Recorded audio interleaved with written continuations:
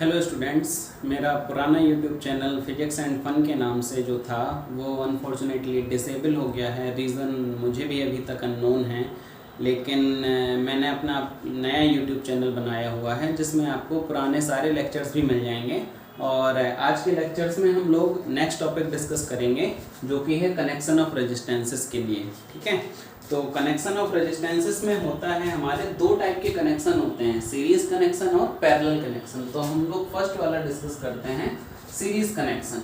ठीक है, series connection या कॉम्बिनेशन भी बोल सकते हैं। ठीक है, सीरीज कनेक्शन। अब समझते हैं सीरीज कनेक्शन में क्या होता है। ठीक है, सपोज करिए कि आपके पास तीन रेजिस्टेंसेस हैं। ठीक है, आपके पास तीन रेजिस्टेंसेस हैं। एक हो गया आपका R1, सेकेंड रेजिस्टेंस हो गया आपका R2 और आपका थर्ड रेजिस्टेंस हो गया R3। ठीक है, इन तीनों रेजिस्टेंसेस को आपने एक बैटरी से कनेक्ट कर दिया जो कि V वोल्ट की है। ठीक है, ये पोटेंशियल डिफरेंस कितने का रखती है? V वोल्ट का। हायर टर्मिनल और लोअर टर्मिनल के बीच में, ठीक है, पॉजिटिव टर्मिनल और नेगेटिव टर्मिनल के बीच में, इसके बीच में पोटेंशियल डिफरेंस V का है। ठीक है, चलिए अब ये करंट हमारा यहाँ से I करंट सपोज करिए फ्लो करना स्टार्ट हुआ, तो वापस भी कितना करंट आना चाहिए? इसके पास I ही करंट आना चाहिए। ठीक है, याद रखिएगा जितने भी आपको सर्किट डायग्राम वाले क्वेश्चन मिलेंगे उसमें आपको ये ध्यान देना है कि जो भी हमारा एक्सटर्नल सोर्स है या बैटरी है उससे जितना अमाउंट ऑफ करंट फ्लो करेगा वापस भी उसके नेगेटिव टर्मिनल पर उतना ही आएगा। करंट हमेशा positive terminal to negative terminal की तरफ फ्लो करता है। चलिए अब ये करंट हमारा यहाँ पर पहुंचा पॉइंट नंबर ए से। ठीक है, मैं यहाँ पर नेमिंग कर देता हूँ, ये पॉइंट ए है, ये पॉइंट बी है और ये पॉइंट सी और ये लास्ट वाला पॉइंट डी मान लिया हमने। ठीक है, तो पॉइंट नंबर ए पर जब ये करंट आई पहुंचा तो अब ए से बी तक पहुंचने के लिए इसके पास कोई दूसरा रास्ता नहीं है। इसको ए से बी तक पहुंचने के लिए इसको R1 से क्रॉस होना ही पड़ेगा। ठीक है, तो अब ये R1 के दो आपके एंड्स आएंगे। ठीक है, एक एंड को हम लोग बोलते हैं, यहाँ पर देख लीजिए, ये मैंने बना दिया R1 है और ये पॉइंट A था, ये पॉइंट B था। करंट A से B की तरफ फ्लो कर रहा है, तो करंट रेजिस्टेंस के जिस एंड पर एंटर करता है उस पार्ट को हम लोग बोलते हैं क्या? हेड, और जिस पार्ट से एग्जिट करता है उस पार्ट को बोलते हैं टेल। ठीक है, तो हम कैसे पहचानेंगे कि हमारा सीरीज कनेक्शन है? अगर एक रेजिस्टेंस का टेल सेकंड रेजिस्टेंस के हेड से क्या हो? कनेक्टेड हो। यहां से हमने दूसरा रेजिस्टेंस R2 जोड़ा हुआ है। ठीक है, तो ये पॉइंट B जो होगा वो R2 के लिए किसका काम करेगा? हेड का काम करेगा। ठीक है, और ये जो पॉइंट C होगा यहाँ पर वो R2 का क्या हो जाएगा? टेल हो जाएगा। ठीक है, तो ये तो हम देख सकते हैं फिगर के थ्रू कि अगर एक रेजिस्टेंस का हेड दूसरे रेजिस्टेंस के टेल से कनेक्टेड हो तो हमारा क्या कहलाता है? वो सीरीज कनेक्शन कहलाता है। ठीक है, लेकिन हम इतना ज्यादा यहाँ पर इस वाले पॉइंट को डिस्कस नहीं करेंगे क्योंकि सीरीज कनेक्शन और पैरेलल कनेक्शन जो ज्यादा आसान रहेगा वो है क्या? डायरेक्शन ऑफ करंट की हेल्प से। ठीक है, तो R1 में करंट I फ्लो करेगा, B पॉइंट पर भी करंट पहुंचेगा, कितना करंट? I, और C करंट पर भी I पहुंचेगा और फर्दर D से होते हुए वो वापस नेगेटिव टर्मिनल पर I पहुंच जाएगा। ठीक है, मींस अब यहां से हमको एक रिजल्ट पता चला। सीरीज कनेक्शन में एक रिजल्ट होता है कि current in each resistances connected in series is always constant means series connection में जितने भी रेजिस्टेंसेस हमारे कनेक्टेड होंगे उसमें जो भी हमारा करंट फ्लो करेगा वो हर रेजिस्टेंस में कैसा होगा? सेम होगा। मींस R1 में भी करंट आई है, R2 में भी करंट आई है और R3 में भी करंट आई है। ठीक है, अब सपोज करिए मैंने इस सर्किट को एक सेकंड सर्किट से रिप्लेस किया। ठीक है, एक ऐसे सर्किट से हमने इसको रिप्लेस किया जो इसी के बराबर सेम इफेक्ट प्रोड्यूस कर रहा था। ठीक है, सपोज करिए कि आपके पास 100 रुपीज का नोट है। ठीक है, आप गए एक शॉपकीपर के पास, आपने कहा कि इसके चेंज हमें दे दीजिए। उसने आपको 50-50 के दो चेंज दे दिए, तो जो 50-50 दोनों मिलके काम कर रहे थे वो 100 रुपीज अकेले काम कर रहा था। तो सेम चीज है, ये आपके चेंज वाले हैं। ठीक है, और इन्हीं के बराबर आपने एक सेकेंड सर्किट से इसको रिप्लेस किया जिसमें आपने एक रेजिस्टेंस लगा दिया सेम पोटेंशियल डिफरेंस की आपने बैटरी लगा दी जो कि amount of current I supply कर रही है, वापस भी उसके पास आई पहुंचेगा। और यहां पर जो आपने रेजिस्टेंस यूज किया है उसको आपने नाम दे दिया आर एस। क्या नाम दे दिया? R S. आर का मतलब रेजिस्टेंस और एस का मतलब सीरीज कनेक्शन। ठीक है, मींस सर्किट नंबर 1 का और ये जो सर्किट नंबर 2 है, इन दोनों का ही इफेक्ट कैसा है? सेम है। ठीक है, अब आते हैं वापस। तो जब करंट हमारा यहां से फ्लो कर रहा था तो ए से बी के बीच में आपका एक पोटेंशियल डिफरेंस जनरेट हुआ जिसको हमने नाम दिया क्या? V1। ठीक है, बी पॉइंट से सी पॉइंट के बीच में R2 में एक पोटेंशियल डिफरेंस क्रिएट हुआ, उसको नाम दिया V2, और R3 में क्रिएट हुआ V3। ठीक है, तो यहां से हमें एक सेकेंड रिजल्ट दोबारा पता चला कि जो सीरीज कनेक्शन में होता है, ठीक है, potential difference across each resistance in series connection is different। ठीक है, सीरीज कनेक्शन में जो हमारा पोटेंशियल डिफरेंस होता है वो क्या होता है? डिवाइड होता जाता है according to the value of R1, R2 and R3। Current की वैल्यू कैसी है? सेम है। करंट की वैल्यू कैसी है? सेम है। V1 के अगर हम आप लोगों ने ओम्स लॉ पढ़ा होगा, ओम्स लॉ के अकॉर्डिंग क्या होता है formula? V equal to IR। ये कैसे पता चला कि V1, V2, V3 में डिवाइड हो रहा होगा? तो बात करते हैं, अगर हमने R1 के अक्रॉस हमने पोटेंशियल डिफरेंस निकालना है तो हम उसके लिए क्या लिखेंगे? V1 इक्वल टू फॉर्मूला क्या होगा? I into R1। अगर हमें V2 के अक्रॉस निकालना है तो V2 इक्वल टू क्या लिखेंगे? I इंटू R2, और V3 इक्वल टू क्या लिखेंगे? I into R3। I तो सब में सेम है, लेकिन R1, R2, R3 ये तीन वैल्यू क्या हैं? अलग अलग हैं, जिसकी वजह से V1, V2, V3 इन ये तीनों पोटेंशियल डिफरेंस भी क्या आएंगे? अलग आएंगे। अगर R1, R2, R3 अगर तीनों इक्वल होते तो यहाँ पर क्या होता कि V1, V2 और V3 भी फिर क्या हो जाते? इक्वल हो जाते। ठीक है, वो हमारा फर्दर केस बन सकता है। ठीक है, चलिए, तो हम यहाँ पर हमने क्या किया? फर्स्ट वाले सर्किट को हमने रिप्लेस कर दिया सेकंड वाले सर्किट से। ठीक है, ओम्स लॉ को हम लोग याद रखेंगे क्योंकि हमें इसका यूज करना है V इक्वल टू IR का। ठीक है, तो हम यहां से देख सकते हैं from circuit number 1। Circuit number 1 के अकॉर्डिंग ये जो V है, ये V के ही ये तीन पार्ट हो गए, तो हम क्या लिख सकते हैं? V equal to V1 plus V2 plus V3। अब ये वाला V यहाँ पर भी अप्लाइड है, तो यहाँ पर V इक्वल टू हम क्या लिख सकते हैं? I into RS। V equal to formula होता है IR, और यहाँ पर जो रेजिस्टेंस हम यूज कर रहे हैं उसका हमने नेम क्या दिया था? RS। तो यहाँ पर V इक्वल टू हमने क्या लिख दिया? I into RS। अब हम ये वैल्यूज रखते हैं। ठीक है, V इक्वल टू हम लोग क्या लिखेंगे? I इंटू RS, और V1 इक्वल टू यहाँ पर हम लोगों ने क्या लिखा था अभी? I into R1 plus I into R2 plus I into R3। ठीक है, RS, I इंटू RS, यहाँ पर हमने I को कॉमन ले लिया, ब्रैकेट में आया R1 plus R2 plus R3। I से ये I क्या हो जाएगा? कैंसिल हो जाएगा। RS इक्वल टू हमें क्या फॉर्मूला मिल गया? R1 plus R2 plus R3। Means series connection में जो हमारा इक्विवेलेंट रेजिस्टेंस होता है, जो नेट रेजिस्टेंस होता है या टोटल रेजिस्टेंस होता है, वो क्या होता है? सारे रेजिस्टेंसेस का एल्जेब्रिक सम होता है। ठीक है, तीनों को सारी वैल्यूज को क्या कर दीजिए? जोड़ दीजिए, तो आपको फाइनल सीरीज रेजिस्टेंस का इक्विवेलेंट रेजिस्टेंस फाइंड हो जाएगा। ठीक है, अब सपोज करिए यहाँ पे नंबर ऑफ रेजिस्टेंस जुड़े होते हैं, n तक जुड़े होते हैं, तो हम क्या लिखते हैं? यहाँ पर एक जनरलाइज्ड फॉर्मूला लिख देते हैं। ठीक है, क्या लिखेंगे? If there are n resistances connected in series then। ठीक है, तो हमने क्या लिखा? ये n को याद रखेंगे, तो RS इक्वल टू फॉर्मूला हमारा क्या बन जाएगा? R1 plus R2 plus R3 date सबको जोड़ते जाएंगे, और कहां तक जोड़ देंगे? जहां तक हमारा फाइनल रेजिस्टेंस nth नंबर वाला होगा। तो ये हमारा फॉर्मूला जनरेट हो गया फॉर द सीरीज रेजिस्टेंस। पहचानने के लिए आपको ये दो पॉइंट, ये वाला पॉइंट बहुत इंपॉर्टेंट है, क्योंकि सर्किट डायग्राम में आपको मिक्स्ड सर्किट आपको मिलेंगे जिसमें सीरीज कनेक्शन भी होगा, पैरेलल कनेक्शन भी होगा। तो वहां पर कैसे पहचानेंगे कि कौन से रेजिस्टेंसेस आपस में सीरीज में है और कौन से रेजिस्टेंस आपस में पैरेलल में है। तो ये वाला पॉइंट हमें हमेशा याद दिलाएगा कि अगर करंट हमारा कैसा है, कांस्टेंट है, जिन जिन रेजिस्टेंसेस में करंट हमारा क्या हो जाएगा, कांस्टेंट हो जाएगा, वो हमारे रेजिस्टेंस किस में चले जाएंगे, सीरीज कनेक्शन में चले जाएंगे। ठीक है, चलिए ये फर्स्ट सर्किट था, ये सेकंड सर्किट था। फर्स्ट सर्किट के इफेक्ट को सेम प्रोड्यूस करने के लिए हमने इसको रिप्लेस किया था सेकंड सर्किट से, जब हमने उसमें रेजिस्टेंस का नाम क्या दिया था, आरएस नाम दिया था। ठीक है, चलिए तो अब हम इसके आगे डिस्कस करते हैं parallel connection.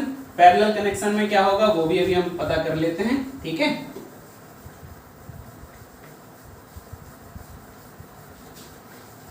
Circuit class 10th में जो भी क्वेश्चन पूछे जाते हैं वो थोड़ा सा टिपिकल होंगे, इजी क्वेश्चन बहुत कम ही पूछेगा सीबीएसई। ठीक है, और सबसे बड़ी बात यह है कि जो भी आप लोग सर्किट डायग्राम्स वाले क्वेश्चन करें तो आपको हो सकता है कि उसका सॉल्यूशन तो पता हो, आपने आंसर निकाल लिया, लेकिन सीबीएसई सिर्फ आंसर निकालने के मार्क्स नहीं देता है, लिखने के भी मार्क्स देखता है। ठीक है, तो आपको लिखने का तरीका भी मालूम होना चाहिए, वो अभी हम बताएंगे जब हम लोग इसके न्यूमेरिकल्स डिस्कस करेंगे। नंबर 2 है आपका पैरेलल कनेक्शन। ठीक है,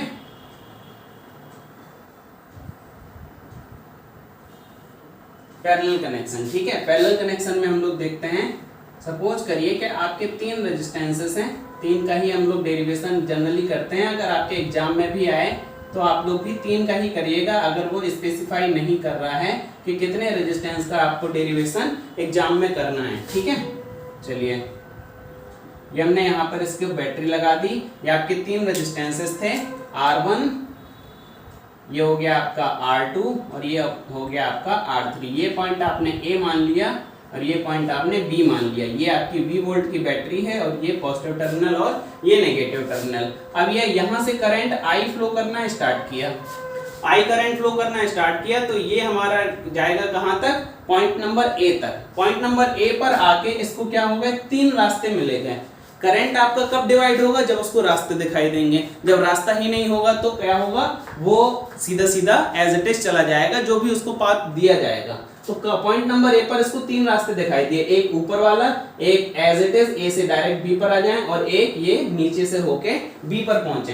तो जैसे ही करंट को रास्ते मिले तो वो अपनी वैल्यू को क्या कर लेता है, चेंज कर लेता है।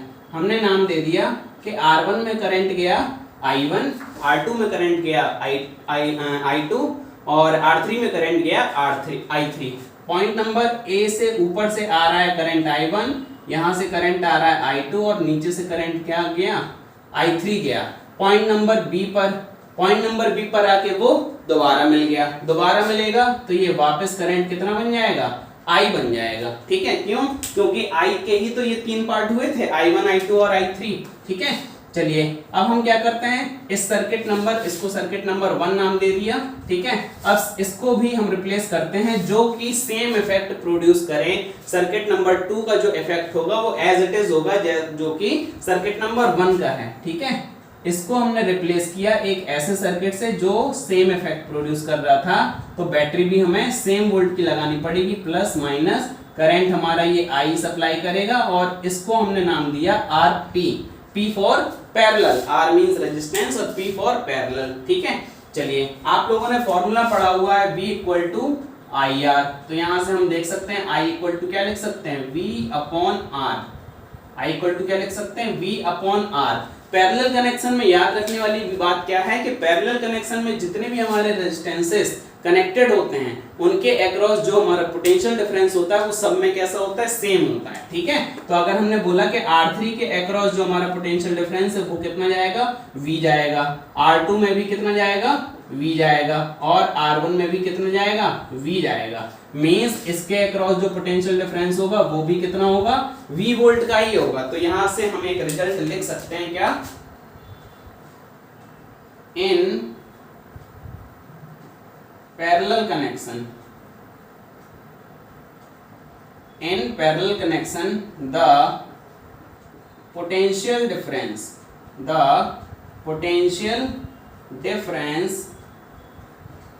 across each resistances across each resistances is always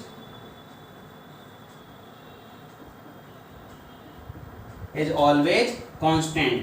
ठीक है, सेकंड नंबर में हम लोग क्या देखेंगे, करंट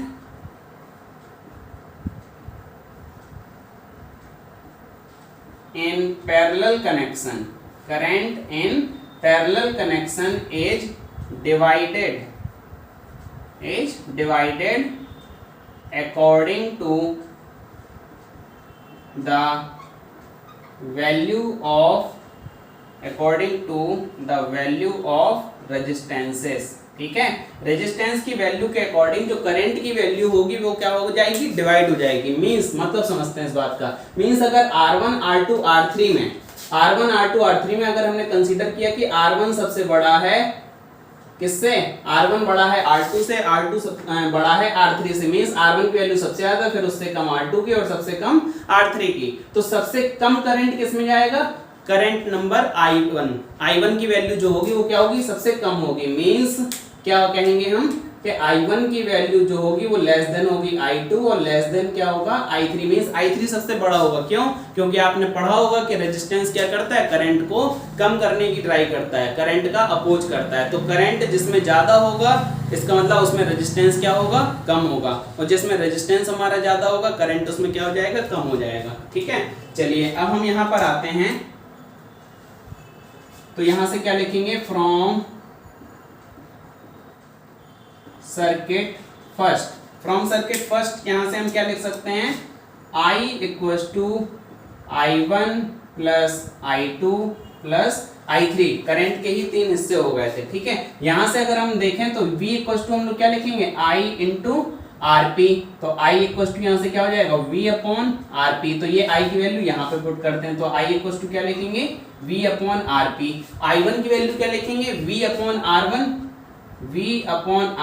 I2 क्या हो जाएगा, V upon R2 plus I3 क्या हो जाएगा, V अपॉन R3। तीनों में जो पोटेंशियल डिफरेंस था, तीनों में क्या था, ये जो रेड मार्कर से लिखा है V और V। तो अगर हम R1 के क्रॉस पोटेंशियल डिफरेंस निकालेंगे तो यहाँ पे क्या लिखेंगे, यहाँ पर हम लोग लिखेंगे V equal to I1 into R1, V equal to I2 into R2 और V equal to I3 into R3। तो यहाँ से I1 इक्वल टू क्या हो जाएगा, R1 अपॉन में चला जाएगा, सेम बाकी के लिए भी लिख देंगे। ठीक है, यहाँ से क्या हुआ आगे, V upon RP equal to, यहाँ पे हमने V कॉमन ले लिया, तो यहाँ पे क्या बचा, 1 upon R1 plus 1 upon R2 plus 1 upon R3। V से ये V क्या होगा, कैंसिल होगा। यहाँ पे फॉर्मूला क्या आ गया, 1 upon RP equal to 1 upon R1 plus 1 upon R2 plus 1 upon R3। ये हमारा फॉर्मूला आ गया for the resistances in parallel connection. RP जो होगा वो आपका क्या होगा, फाइनल रेजिस्टेंस का फॉर्मूला होगा in case of parallel connection. ठीक है, अगर अब यहाँ पर हमने क्या बोला, इसको मैं रफ कर देता हूँ। ठीक है, अगर अब हमारे रेजिस्टेंस हमारे कई सारे ऐड होते, कई सारे जुड़े होते, पैरेलल में ही n रेजिस्टेंसेस जुड़े होते, तो फॉर्मूला हमारा जनरलाइज्ड फॉर्मूला क्या बन जाता, देख लीजिए। यहाँ पे हम लोग क्या लिखेंगे, for n resistances connected in parallel,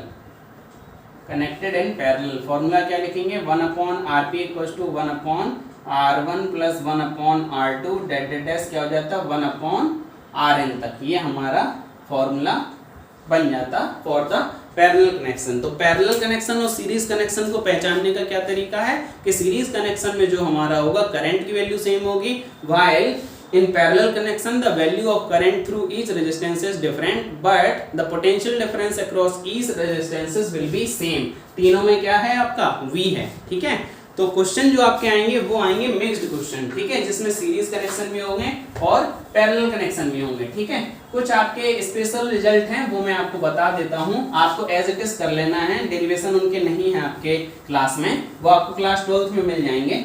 चलिए देख लेते हैं, जो आप लोग डायरेक्ट आप यूज कर सकते हैं इसमें न्यूमेरिकल्स वगैरह में। ठीक है, चलिए देखते हैं क्या है वो।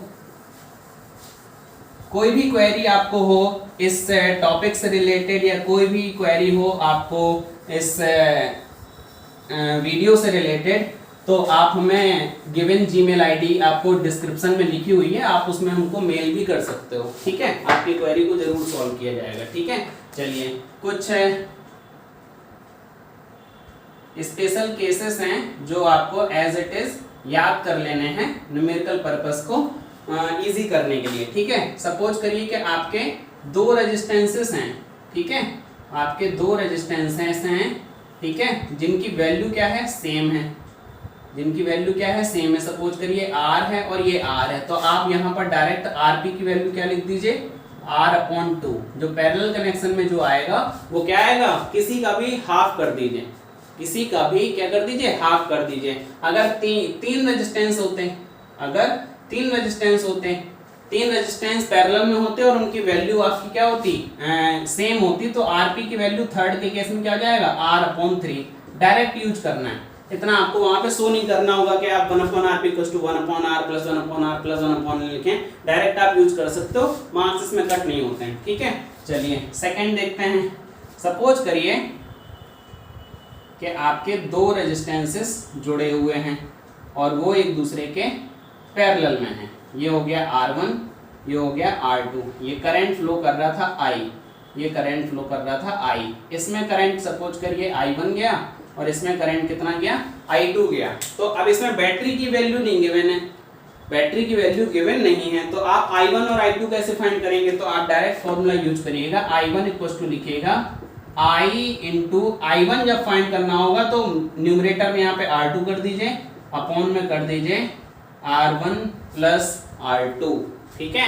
अगर आपको I2 फाइंड करना है तो सेम कर दीजिए I × R1/R1 + R2। मीन्स ये वाला जो है, means I/R1 + R2, I/R1 + R2 ये क्या है, सेम है। यहाँ पर 1 था तो यहाँ पर 2 है, यहाँ पर 2 है तो यहाँ पर R1 है, ठीक है। तो ये आप डायरेक्ट रिजल्ट यूज कर सकते हो। ऐसे न्यूमेरिकल्स 1, 1, 2 मार्क्स में पूछे भी जाते हैं CBSE में, तो वहाँ पे आपको पूरा डिराइव नहीं करना होगा। 2 मार्क्स में उसी के अकॉर्डिंग आप लोग आंसर लिखेंगे। 2 मार्क्स में इतना टाइम वेस्ट नहीं करेंगे कि आपके लॉन्ग आंसर्स का टाइम वो क्या कर ले, डिस्ट्रॉय कर दे, खत्म कर दे। तो आपको मार्क्स के अकॉर्डिंग आंसर लिखना आना चाहिए, ठीक है। तो आज की वीडियो में हमने 2 कनेक्शंस पढ़े, सीरीज कनेक्शन और पैरेलल कनेक्शन। नेक्स्ट लेक्चर जो हम डिस्कस करेंगे उसमें कुछ इसके न्यूमेरिकल्स डिस्कस करेंगे।